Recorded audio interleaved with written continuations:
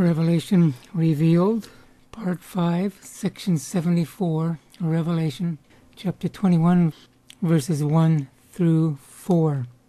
The New Jerusalem, verse 1 reads, Then I saw a new heaven and a new earth, for the first heaven and the first earth had passed away, and there was no longer any sea. We saw in the last section that heaven and earth fled in the presence of God. So here we see it again. There is a new heaven and a new earth. A new earth is obvious. The word heaven is kind of debatable. Is it heaven as in heaven where the angels are, or is it the heavens? Well, I do believe at least it's the heavens as the universe. It might well be actually a new heaven where the angels reside as well. Here it says there's no sea on the new earth. You may wonder why there isn't any sea. Well, one thing we know is that the Hebrews in the Old Testament, the Jews, for one reason or another, and maybe it stems from the flood, just don't like the oceans. They weren't sea-going people like other cultures were.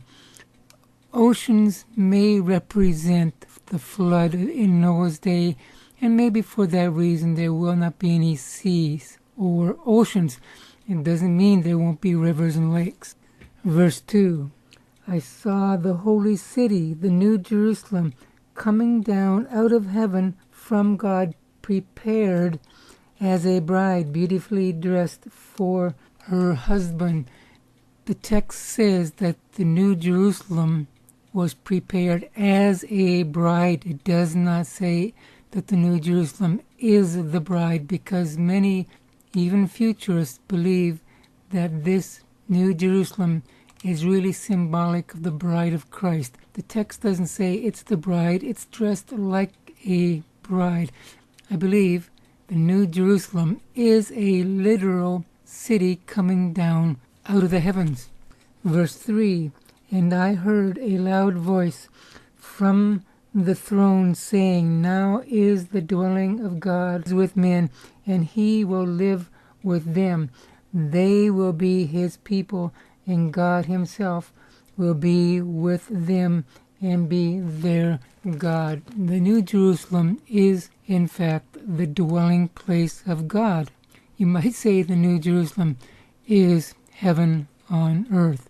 Verse 4, He will wipe away every tear from their eyes.